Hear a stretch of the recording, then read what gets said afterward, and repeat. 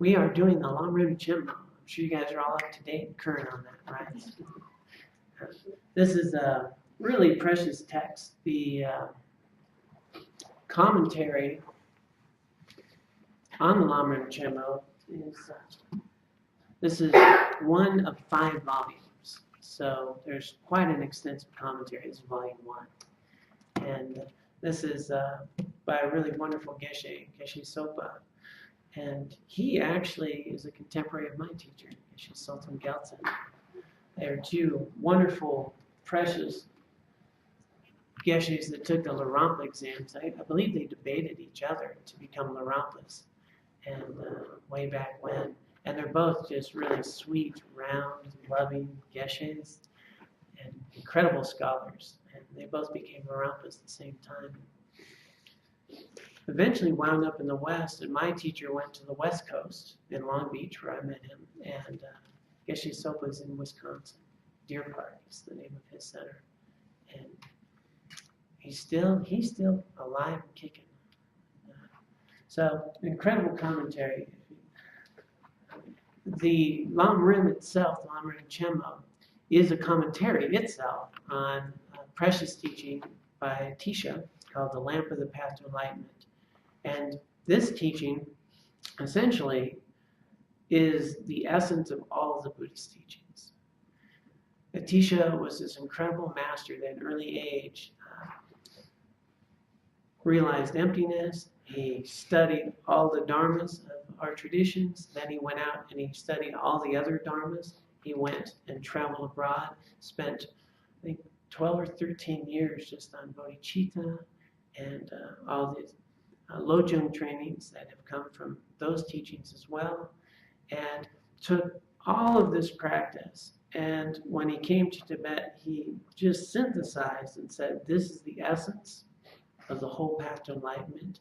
And he gave it a structure and a category. And so the real beauty of this teaching is it just tells you literally everything from how to set up an altar, to how to adjust your attitude, to how to rely on a spiritual teacher, to what to, based on each scope, small, medium, and large, what to meditate on, all the way to enlightenment. And it's structured, it's a path. So it's stages of the path to enlightenment. Lamrim means stages of the path to enlightenment. And it's all there. And within this structure, if we understand it, whether you're receiving a teaching of Zen Buddhism, whether you're receiving a Theravadan teaching, Pure Land, whether it's Tibetan, you can go, oh, that goes here. That goes here on this path. Oh, okay, I can see how that works. That goes here. And so this path, the stages of the path, is the whole path to enlightenment. And all of the other teachings, you can see where they fit in this path to enlightenment. So it's really a precious teaching. So far, we have delivered it in a fairly traditional way, as traditional as possible, coming from an ancient Tibetan culture with a very different way of being in the world. Tibetans, and you think about a nomadic existence, very calm, a lot of room, very sparsely populated land that was just infused with Buddhism. And so everyone wakes up from their day on enriched in Buddhism. And also a cultural overlay with the very shamanistic aspects to it, much like our natives here. And this really rich, infused aspects of Buddhism. It's taught in this cultural view, and so I'm bringing it with the traditional outline. But I'm hoping to make it Western friendly, since most of us are Western.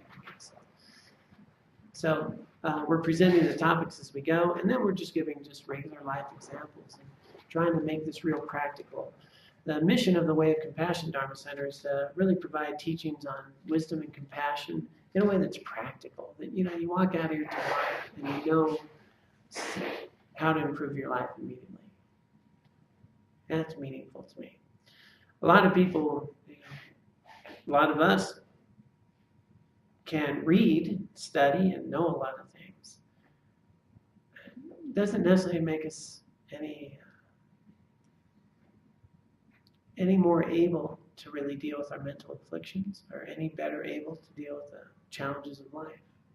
Knowing stuff doesn't make things any better. Have you never noticed? I just find that fascinating. Knowing stuff just does not make life better. We know all kinds of stuff. How many times you said, well, I know I shouldn't do that, but. I know better, but. You know, knowing stuff, knowing things doesn't. We need to be able to directly do things, to embody what we know, to actually take action on this wisdom. Knowing it's not going to make the difference. It helps. It's better than not knowing, right?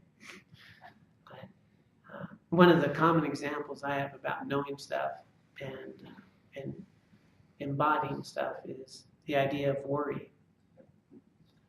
I can tell you, worrying about stuff doesn't help. Does it? Has worrying ever really helped? Yeah. Doesn't really, right? Something's going to happen. You either have the resources to deal with it, in which case nothing to worry about, or you don't have the resources to deal with it, and worrying about it isn't going to help. But worrying about it in itself, one of my favorite quotes is, worry does not make for a better tomorrow, it merely drains today of its joy. You know, worry and stress and all that. Worrying doesn't help. Now, you all know that. Now, okay, you don't ever have to worry again. Isn't that great?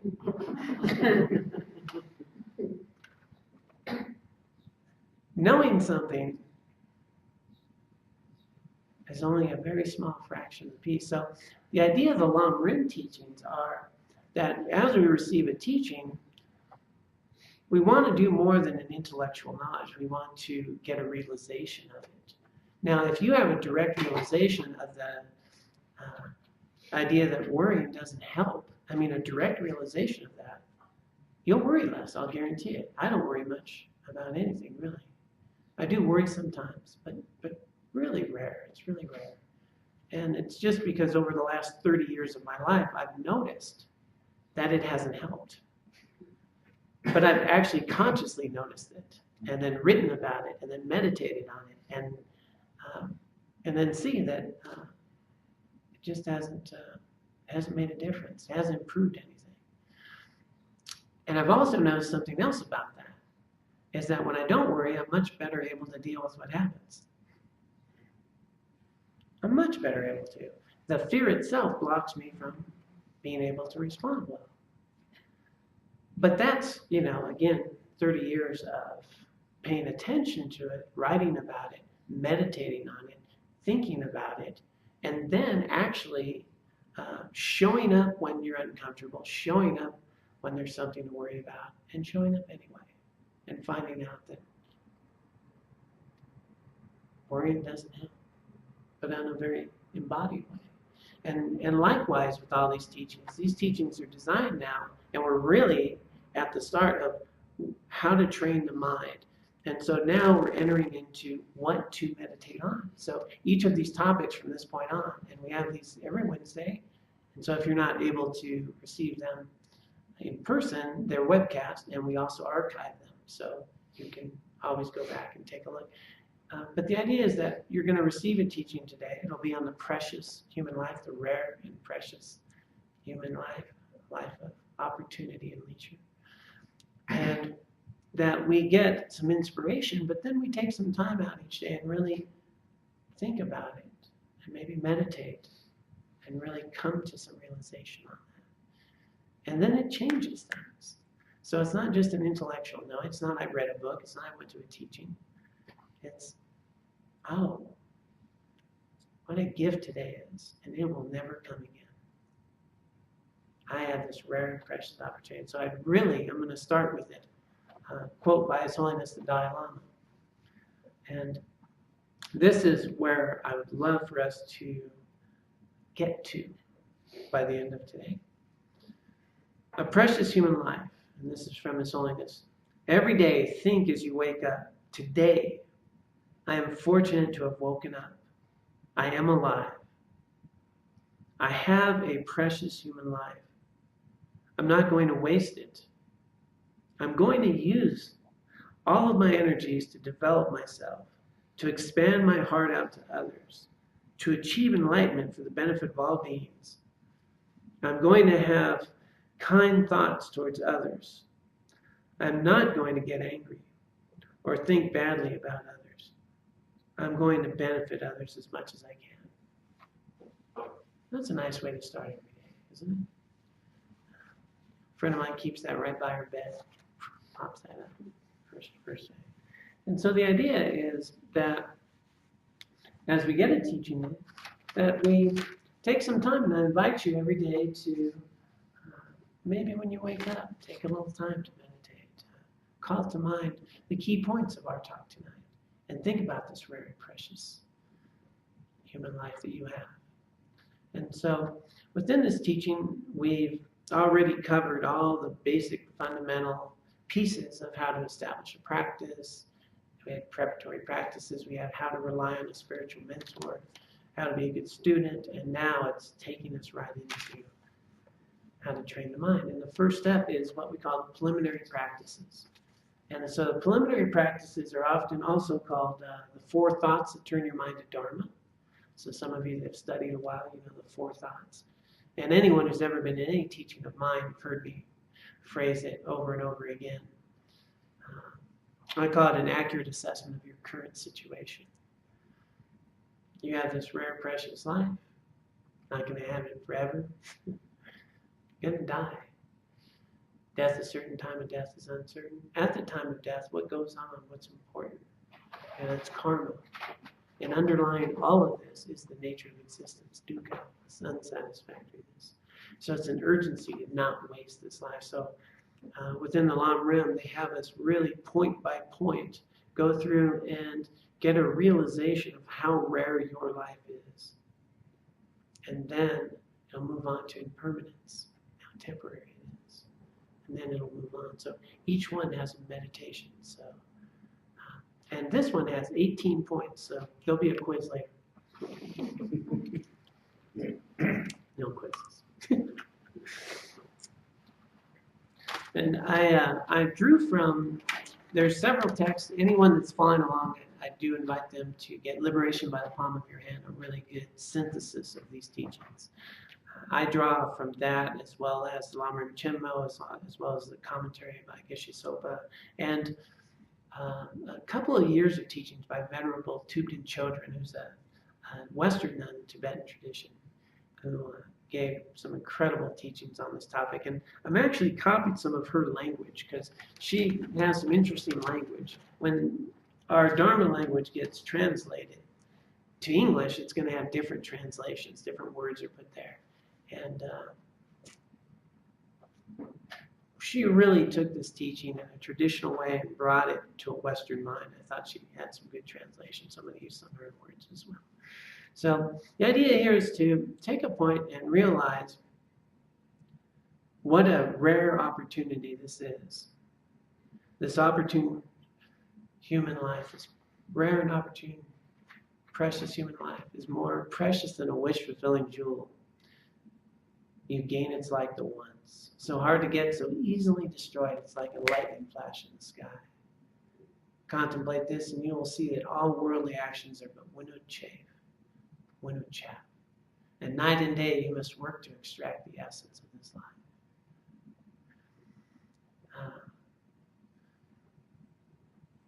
Really to start to grasp how fortunate we are. We want to understand the context that this is brought in. And within a Buddhist context, this is just one life of innumerable lives you've had. That this body will end and a new one will form. And that this has been going on since beginningless time. New form, new form, new form. And within Buddhist teachings, it would say that we've all been in all the realms. We've all had innumerable lifetimes. And we've all experienced phenomena in life differently many, many times. And of all of the forms of life that are optimum to break out of the cycle of conditioned existence, to actually be liberated from suffering, to have no more death, to become enlightened, to break out of this conditioned cycle of existence that's been going on for eons. a rare and precious human rebirth is the way. It's the best one. And not all humans have it. So that's first to understand. A rare and precious human rebirth isn't all human rebirth. There's 18 very specific qualities to it. And by virtue of being in this room right now or listening online, you have it. Which is pretty amazing. Out of 7 billion, very few do. And when you go beyond human life to animals, to other realms, when you think about the endless amount of sentient beings, how few have this. And you have it. And so the idea is to really reflect upon that and what that's like. So in this context, within Buddhism, the idea is that this body will end, and when this body ends, we don't have this rare and precious opportunity anymore. But based on how we use this, we're going to see the world differently. We're going to have a new form. We're going to experience phenomena differently. Now, it might be on that continued path to enlightenment if we use this wisely, or it might be a lot of different ways. We might be in a heaven realm, a celestial realm. It might be wonderful. This water I would be drinking would be precious, radiant nectar. I'm going to try some. We'll see. No, I'm still human. That's one of the examples of when they talk about rebirth and conditioned existence. They want you to understand you don't go anywhere differently. You don't, per se, in that sense. It's not like a soul comes out and goes in a new body and all that. It's that I start experiencing things differently based on my karmic imprint. So right now, I have a karmic imprint to be a human. That's the birth I have. And as a human, this phenomenon that we call water, H2O, I experience as water. Now, if I was in a celestial realm, if I had that karma, the same phenomenon would be radiant nectar. Even though it's just the same phenomenon. This doesn't change. My experience of it does. And if I was in a hungry ghost, in a realm, I like the one she used, in a realm of frustration and clinging, this would be like vile pus, and it would never satisfy me. But it's the same phenomenon. My experience of it changes. So if you are a hungry ghost realm, or what they call a hell realm, you're experiencing phenomena either through a lot of suffering, a lot of frustration, a lot of desire. If you're an animal, of course, you're going to experience it differently. And if you're human, we experience it differently. If we're in heaven realms, we experience it differently. What's changing is my experience of it, of all phenomena. And I get that based on how I've lived my life, the karmic imprint. So the idea that I experience everything in my life through the lens of my karmic imprints, through how I've lived my previous lives, what's implanted in my consciousness over time. And so you have all worked incredibly hard to have this one.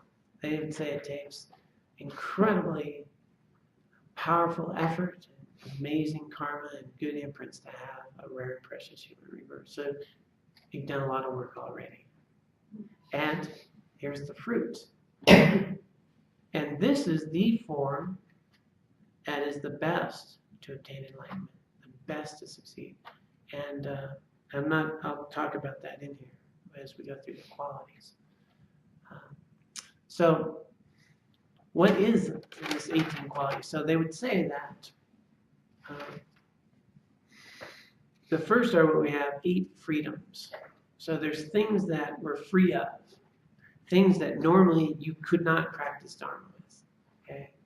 So the first 4 freedoms are freedoms from the other realms that are not conducive, basically, for Dharma. So right now, we're not born in what, I like her word here, a life form experiencing constant pain and fear. Right now, you don't have a life form that is just constantly experiencing pain and fear. That's a really polite way of saying you're not in the hell realm. So Tibetans will say you're not in the hell realm. It talks about constant pain and fear. And because we have this connotation of hell that's very different with the Western mind. But we could actually see in this lifetime, in human forms, people that are in a constant state of pain and fear, right? Imagine what it would be like to live in Syria right now. You know, you're not going to practice a lot of Dharma there. You're going to be trying to survive. You're in pain, you're in fear, you're anxiety. So we're not in a lower realm that we would call sort of hell realms are realms where you're just constantly experiencing a lot of pain and a lot of fear and some incredible hardship, just constantly bombarded with. You're not in a hungry ghost realm, and that's the realm she uses as frustration and clinging. Hungry ghost realms are the realm where you're a spirit form and you just can't get satisfied with anything. Like water, you finally get to water and then it tastes like biomass and it's just unsatisfied and it's clinging and it can't leave spaces, it clings to things. And so sometimes in our forums they talk about these spirit realms where spirits won't leave a home or won't leave an area and cling to it, can't find satisfaction. We're not in an animal realm, so it's hard to practice Dharma when you're an animal. Though Tibetan lamas, though, they will constantly say mantras to their animals. They say that it's really good imprints for them. And sometimes Tibetans will even lead their animals around doing circumambulations around sacred objects. Get some good stuff on them. And but you can see that that would be problematic to study Dharma. And the fourth one is we're not in the celestial realms. We're not in heaven realms. And so what's the problem with being in the heaven realm? That seems like that'd be pretty good, right? But if we think about it, and let's just put it in a heaven realm, even in terms of our human existence. And everything's really good, and everything's wonderful, and you have nothing but sense pleasure and beautiful views. Are you going to do the work to practice Dharma?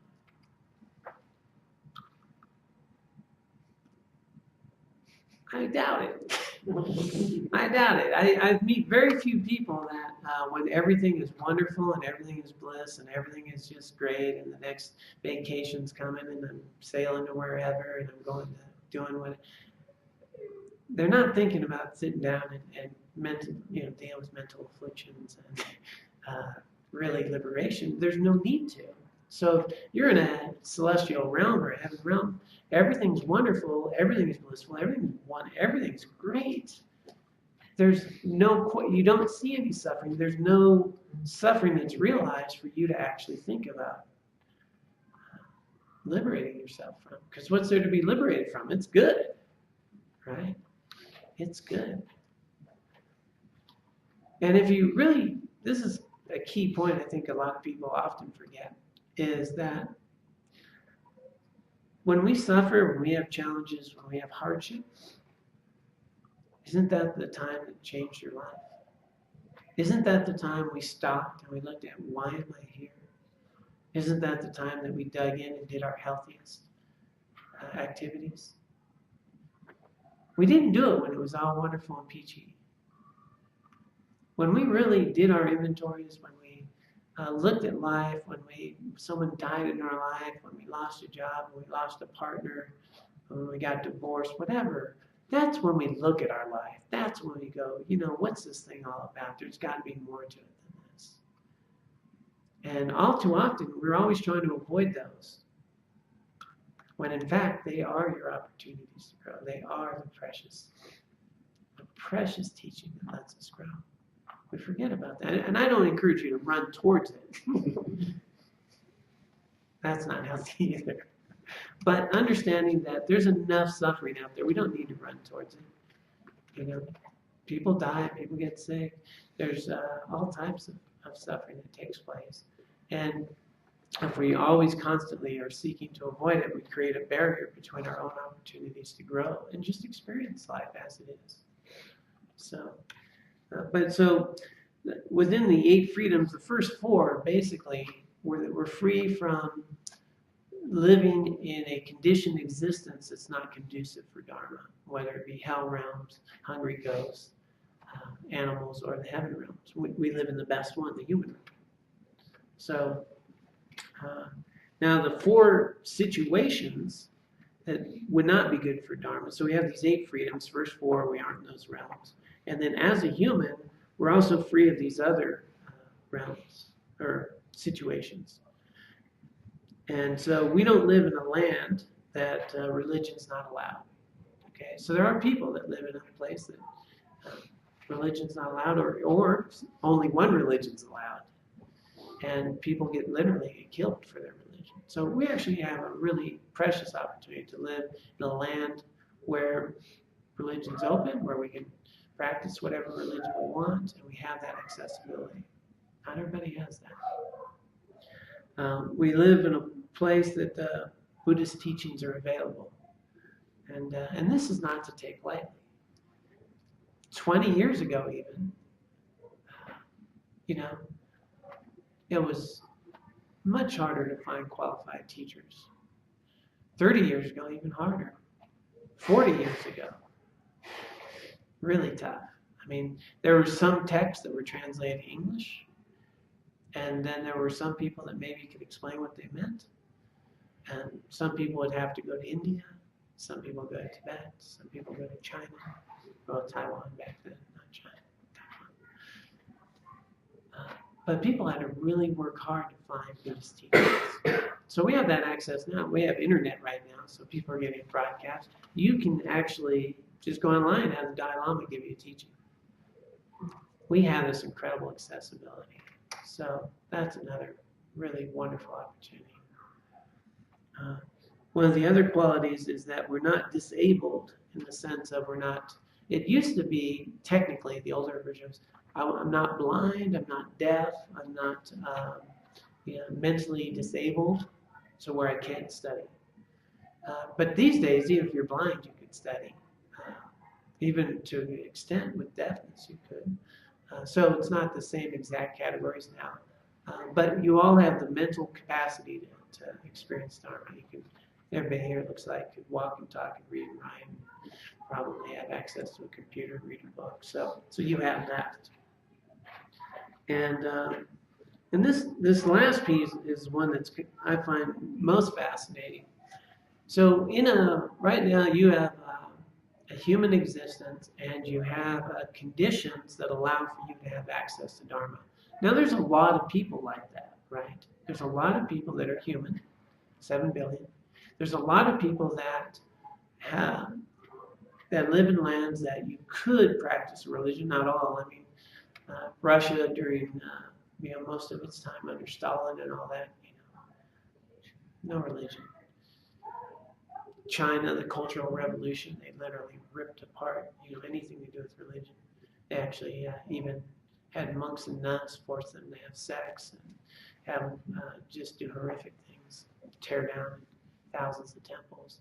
So, and as we know in different countries, if you wanted to practice a particular religion, it could threaten your life. So not everybody has that. Now the pool's getting narrower.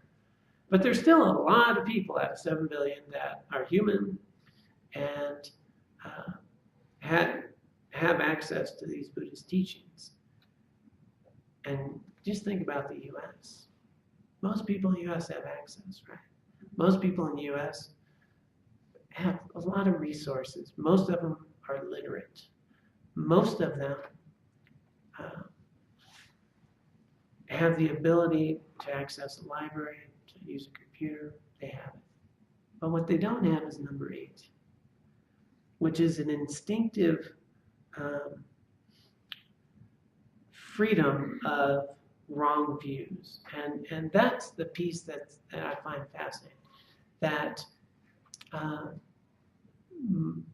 most of our human population instinctively grasps to just a worldly life that does not think much more beyond their human life, what they want.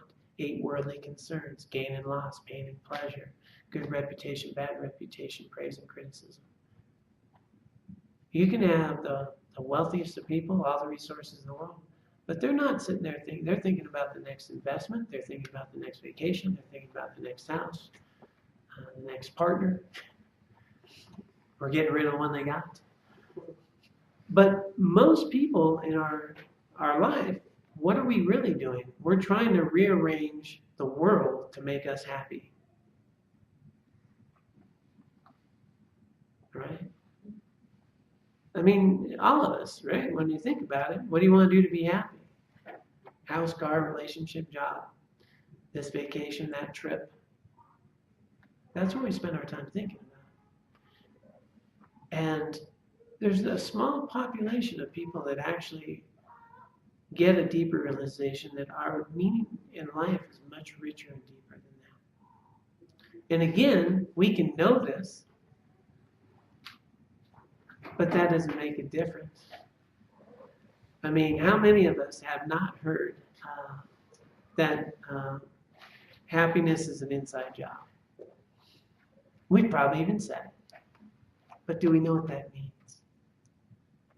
Or are we still trying to rearrange chairs on the Titanic? Make it a real comfortable Titanic. And this life will come and go. And I didn't really, I spent all my time trying to make this life comfortable. So this 8th freedom is the freedom from that view. It's that, and by virtue of being in this room on a Wednesday night, of all the things that you could have done, there's something in you that says, there's more. There's more than the stuff that we do every day. That's what makes your life rare and precious. That little piece there. And it doesn't mean necessarily that it's a Buddhist view. It's just that there's a deeper view. That you understand that there's much more than just a human existence that's going to come and go. And there's much more to life than having a jacuzzi in the backyard. Even though they're good, I like them. I like yours, Brian. But those conditions, and again, it's not that they're bad, it's that there's much more than them. And that those can provide conditions from which we can actually really fulfill our highest potentials. And even become enlightened.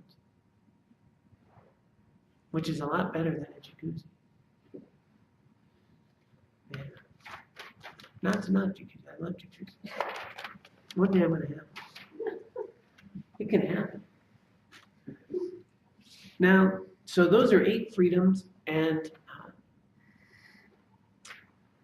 but they're not things we think about a whole lot. How many times do we really take a moment to just think about what a gift it is to be able to read and write, to have opportunity, that we can be in a place where Dharma's here, that we can cultivate the wisdom to see the nature of phenomena and become enlightened, that we have access to incredible opportunities. We don't often spend that time. We're thinking about other things, right?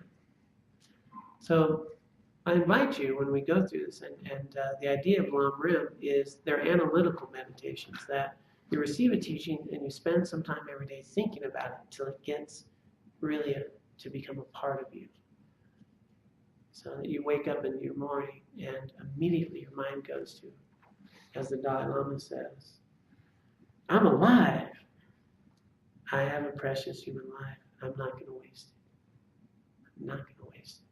This is a precious treasure that you've worked eons of lifetimes to get. And then, so there's 8 freedoms, and there's these 10 richnesses. So the freedoms are things that we're free of. So we're free of being in those other realms. We're free of those other conditions, situations that prevent you from learning Dharma. And then Venerable Thubten Chodron, she uses the word richnesses, 10 richnesses. But I'm going to use Geshe Sopa's here. Endowments. It's like endowments. Not you have a human body. There's these 10 endowments, these things that you have These are personal endowments and endowments, conditions in the environment, social ones that we have.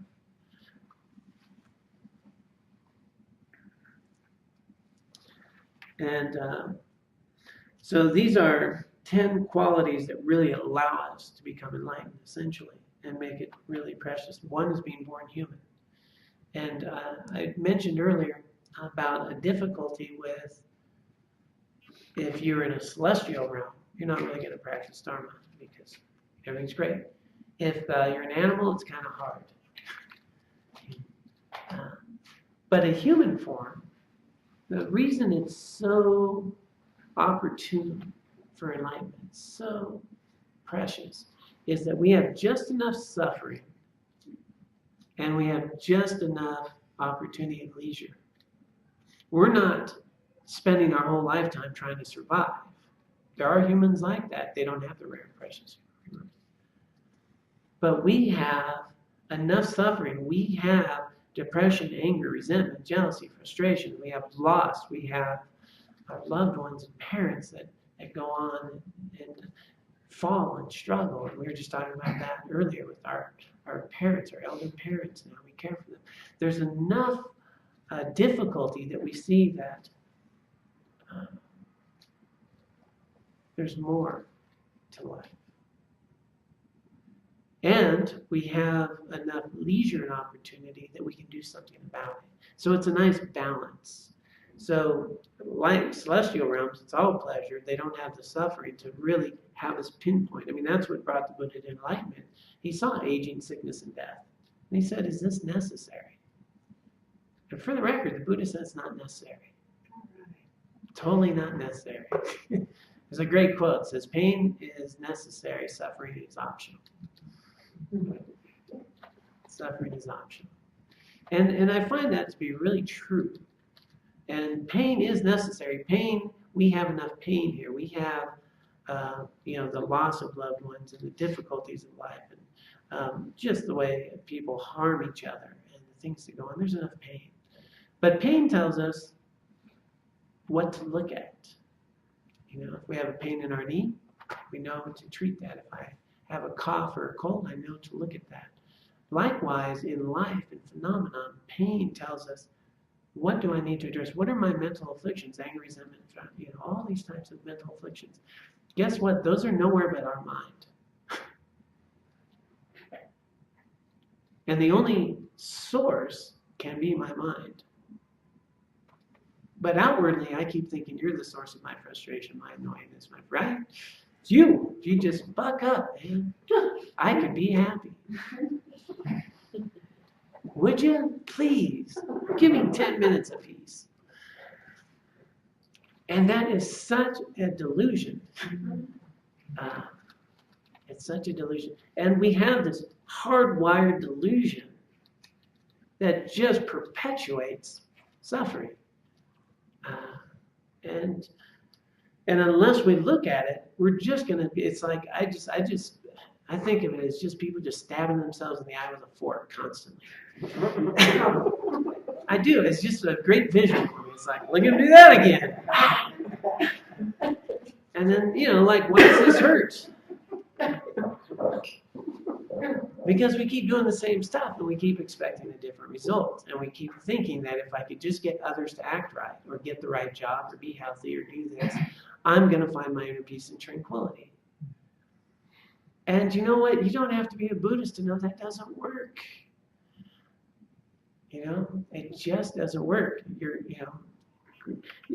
I have found this same teaching, whether it be from Anne Frank, whether it be from my mother, whether it be from Aristotle, or whether it be from a Buddhist tradition or Thomas Merton in a Christian tradition. It's the same thing, and it's over and over, and you can just look.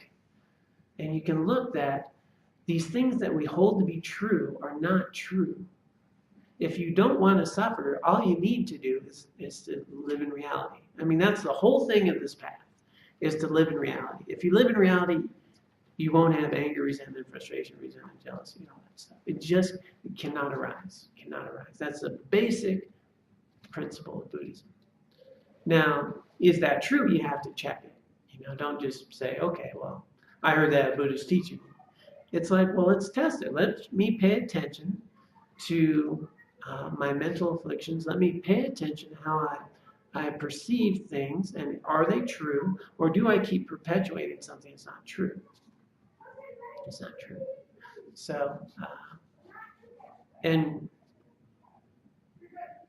all of these things, for example, you know, a friend of mine just said, you know, if I just had my health, I could be happy, you know, because they're really struggling physically. Is that true? Now, I know a lot of really healthy people aren't happy. Really healthy people, triathletes and stuff, they still have anger, resentment, jealousy, frustration. You know. If I, you know, just had a stable job, I could be happy. Is that true? You're going to find it's just not. And yet we keep going back to it time and time and time again, which is fascinating. It doesn't mean you shouldn't get a stable job and be healthy.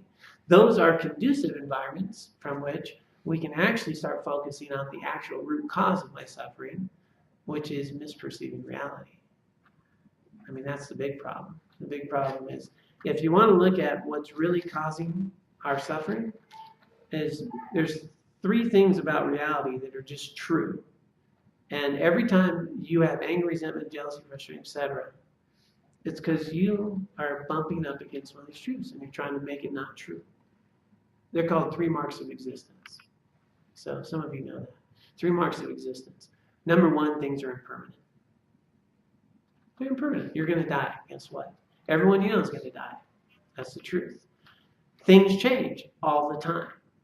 Buildings change. Jobs change. We'll go to work and we got a new boss. I mean, yeah.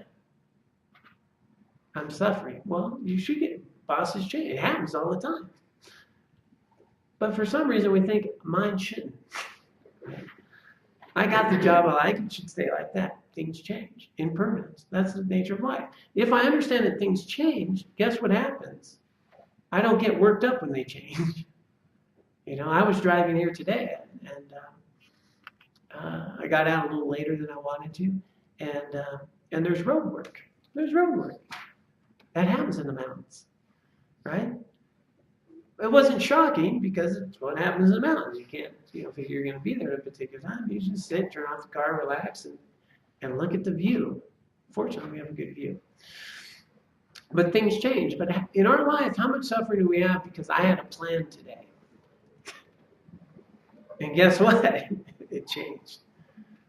And we will get worked up over how it shouldn't change. So you'll start to see how impermanence has many layers. Yeah, my body's not the same it used to be. It changes. My relationship changes, you know. I probably said it a couple 100 times, but it just busts me up. There's a guy I sponsor and I've helped with a lot of years, you know, over 20 years. He called me up one day, you know, over marriage advice. And going to therapy. He goes, she's just not the same woman I married 20 years ago.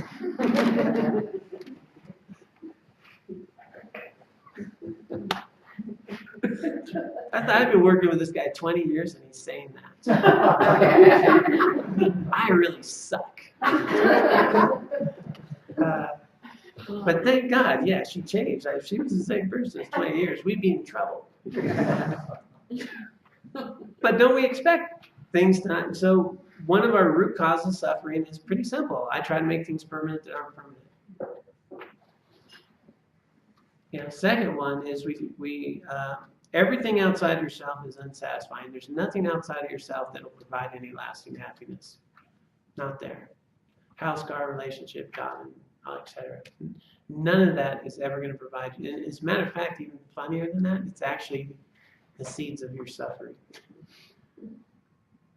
That really cool jacuzzi when it leaks, or when I can't get into it, or the car when it doesn't start, or, you know, on and on. The things that we think are going to create all this lasting happiness, what do you worry about? The house, the job, the car, the relationship. What do we suffer over? And who do we get most triggered by in our emotions? The people we love the most, right? There's nothing outside of yourself that will provide you anything more than a temporary stimulus-driven pleasure. And if you get that, it's cool because you can enjoy the heck out of temporary stimulus-driven pleasure. But it's not going to provide you any lasting happiness. It can't. It's not in there. And the new car, the new relationship, whatever. So, but if we accept that they are limited in what they can offer, then we can work with them, and you're not going to get worked up. We can understand that cars don't start sometimes. You know, we can understand that. We can understand that road work happens. That's fine. For some reason, my mind tells me my road should not have road work. Right? Not my highway. I had a plan. I should get out and tell those guys, you know. Or better yet, when you're in line, you know how they're kind of holding you for a while, and you're thinking, you know, I think they're holding us too long. Yeah, you ever had that thought, like maybe I should get out and let them know, you know, I know this is your job, and you do this every day, but I'm pretty sure you're having us sit too long, and it would be much more efficient if you let us go. I've had that thought. So, but we get frustrated, right? I'm supposed to be. And yet, what we don't pay attention to is when you do get there, everything's still okay. You know, we've all had all these situations happen. We've all been frustrated. We've all been angry. We've all lost jobs. We've all lost partners. We've all had all these things happen. We've all been late for appointments, and yet somehow we're still all here. And we're okay. But we get really worked up in those moments. And then the third one is what we call non-self. So this idea of myself is also ever-changing, transient, and the qualities that I attach to myself don't really exist. I don't see myself accurately. And I have an idea about what John is. John's good at this, John's not good at that, John's this way. And around that, I grab on a lot of pride and ego. And if you start thinking about somebody challenging my pride or low self-esteem or, you know, other types of issues around me, being this independent person that doesn't really change in this personality that goes on, it creates a lot of problems. When we start to understand that you are always changing, that you are interdependent with others, that whatever I think about myself is not going to be the whole picture, right? Or what I think about others. You know, so I might think, well, I'm a really good person, right? I'm a great person. Well, I've done some really harmful things. Well, yeah, I did that too. And I've done some helpful things, but I've also done some hurtful things. You know, I'm a liar. I'm also a truther. I've lied, I've told the truth. I've helped people, I've hurt people. I've done stupid things. I've done a lot of stupid things. Hopefully I've done some beneficial things. But I've done all these things, but none of those things capture me. And yet we will perceive ourselves in a very particular way. I'm this kind of person, and we hold on to it, and then that becomes who we are, and it limits our ability to become what we can be constantly. If I think I'm not good at languages, guess what? I try to learn languages. I used to think I wasn't a good dancer. I'm told I'm an enthusiastic dancer. So clearly I was wrong. So we carry this perception of ourselves and we don't make room for that change. We don't make that room for change. And it creates a lot of problems that limits us. So it creates a lot of suffering. And so you get a lot of suffering around holding on to a certain identity, and it causes a lot of stuff within relationships and pride and jealousy and envy, those types of things. But we're human and life's messy. So all of Buddhism and everything that we're doing here is to address reality. If I take a little time to go through and really realize I've had eons of lifetimes to get to this moment, to get to this day that will never come again, and in this moment, I have a rare and precious rare and precious human rebirth with 18 specific qualities that so few beings have. Well, I want to use it wisely to cultivate my higher potentials, to bring them to realization. So one of these richnesses is I'm human and I have this precious life. And I have the chance to actually look at reality. I have the mental faculties to look at reality. I have enough suffering that would cause me to look at reality instead of ignore it. You know, you got those commercials, right? Anti-aging cream. Do this, you'll live longer. You know, all that stuff. Good luck. May the force be with you. The idea that we can put off and plus you can work out being in the best shape ever and you can die tomorrow, right? I mean, it's good to look good when you die, but it's coming. You know what I'm saying? It's coming. It's coming. So of these 10 endowments, the first 5 really relate to us. We're born human. We're living in a central Buddhist region. That's a technical term. Technically, it means that we live in an area where there are monastics, where there are monasteries and monks and a lineage that holds these teachings. And so we have those in our area. And from a Buddhist tantric view, one where Guhya Samaja, highest tantra yoga is available. Those are technical points. But the point being that we do live in an environment where the pure access to enlightenment are available. We all have complete and healthy mental faculties, right? So that's, as I talked to you before, how difficult it is if we're deaf or blind or have some mental illness. So we have our mental faculties. This one's really, really good. I gotta go quick. You have not committed the 5 heinous crimes. Any of you? Yeah. So now 5 heinous crimes, basically, their karmic weight is so bad that you just, you wouldn't be having this precious human rebirth. And those are 5 heinous crimes are: we didn't kill an arhat, a being that's attained nirvana. Don't kill your mother or your father.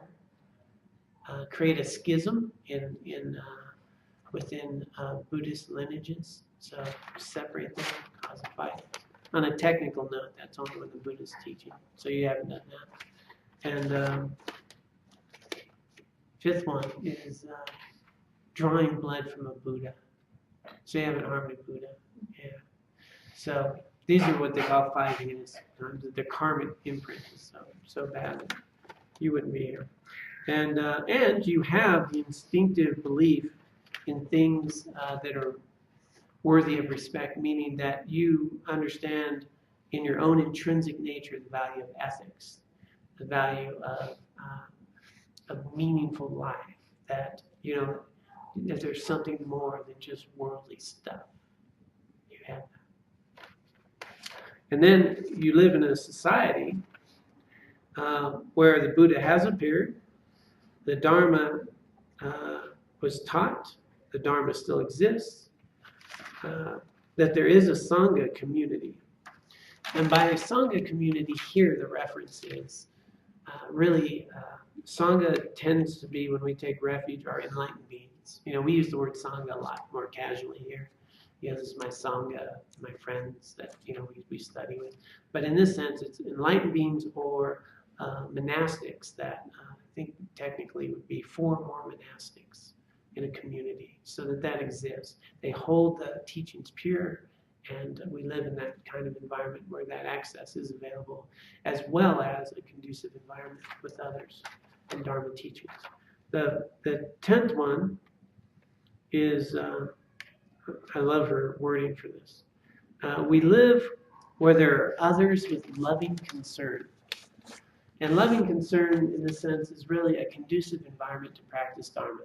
That there are benefactors, okay? So these teachings wouldn't happen without donations, right? So there's benefactors, conditions for Dharma teachings, and teachings come out.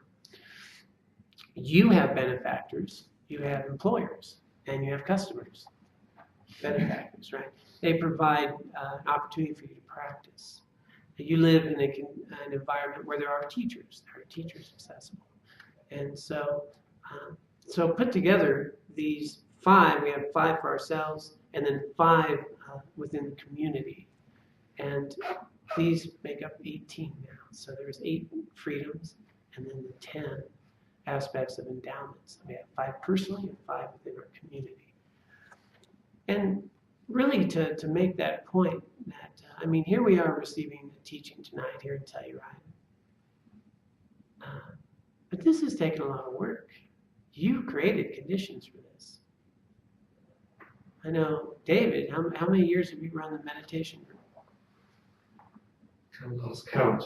I mean, it was over 12 last time I checked, and that was a while back. Yeah.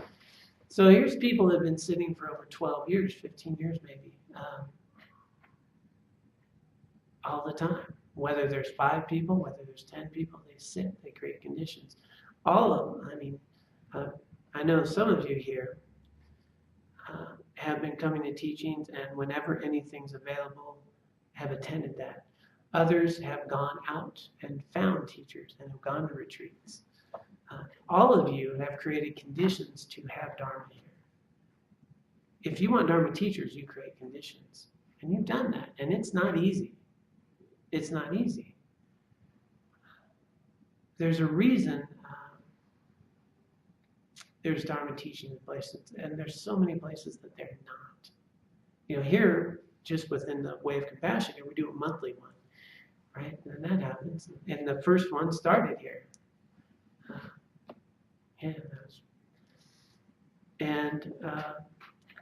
This town hosted monks, and that's how I first came here. And it's hosted other events, but you create the conditions for it, and it's not easy. There's a lot of places that don't have it. And so for us to be here on a Wednesday night to do this is wonderful. But it's not because of me. It's because of you. It's because of a community that has valued Dharma and has sat down and done the hard work, whether it be on Monday nights, night in and night out, or ordering books from the library, or checking that thing out online, or going away to a retreat. You guys create those conditions. Not easy. And I travel, and there's a lot of places that they don't have. They just don't have access. So you guys are doing a great job. And also out there on the internet, Carbondale created a community there. And Gunnison, I know they're online. Norman, Oklahoma, I know you guys are. You're all creating conditions. And so that's a really precious thing. But it takes an effort on your part. That's how people often ask me, how do you find a teacher? I say, well, you create the conditions for it.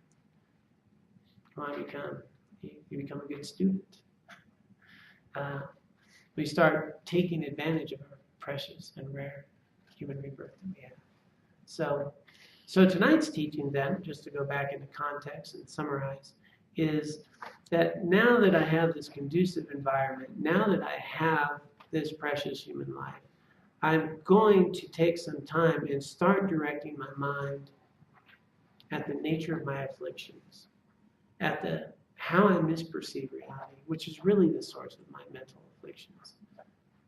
And in order to do that, we need some motivation. And if I really were to realize how many lifetimes it took for me to have this one, and if I were to really realize how few have it, I might be inspired not to waste this day that we're never coming in. And so the idea is to encourage you all this week to take a little time to meditate. Take a little time in your meditation and reflect upon the life that you have and the opportunity that you have. And this rare opportunity to achieve enlightenment. And use this life, if not enlightened in this lifetime, you can set all the groundwork for the next one. One of the great masters of our time, he was asked what the biggest problem is with Westerners. And he said, your biggest obstacle is you don't believe you can be enlightened. Don't believe you can be enlightened. The biggest obstacle is that. We just think, well, that's for those other people. I can never do that. But one step at a time, as my teachers always say, kale, kale, slowly, slowly. One step at a time, we can be on a path. Our problem is we're in a circle. I'm going to go do that. Okay, now I'm going to go do this. Okay, now I'm going to do that. Now I'm going to do that. You know, then we circle, path. And so that's why I really thought about the teachings this time, is to have a path. So I invite you to take some time just to think about the rare and precious life you have. And then start paying attention sometimes to those 3 marks of existence. If I'm angry, why am I angry? And I'll guarantee you, you can trace it back to you're either trying to make things permanent that aren't permanent, you're trying to find satisfaction in things that can't provide it, or you're seeing yourself very unclearly. And if you can find another cause, let me know. I haven't found it yet. And it's kind of interesting because if we do pay attention, then we start being able to participate in life more accurately. And we're more prepared for when the car doesn't start. We're more prepared for them working on the road. We're more prepared. Because that happens, by the way. Even to us, on occasion. Okay. So, let me see here. I think we're a little bit over. We're going to do our dedication, but I did want to note that anyone interested, I did bring some prayer flags and some wall hangings if anyone wants. It goes to the Way of Compassion Foundation. And there's a donation envelope for Donna, and also a flyer there if anyone's interested. We're doing a retreat in Juanita Hot Springs next month, 3 nights over near Gunnison. Some people here have done that. You can check with them. That's a 1 thumb up. 2 thumbs up. Okay. 2 thumbs up. There we go. Now we got 4 thumbs up. So if you're interested in that, there are some flyers, and it's next month. So let's go ahead and do a little dedication, dedicating the merit, the wisdom accumulated here today for the benefit of all beings.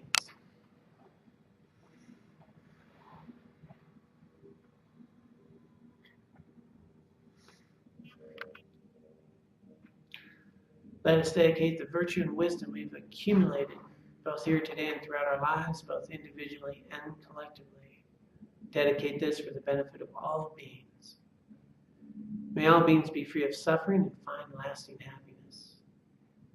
And may we be able to use the merit and wisdom accumulated here today and throughout our lives to purify our own minds, to cultivate our highest potentials and achieve enlightenment for the benefit of all beings.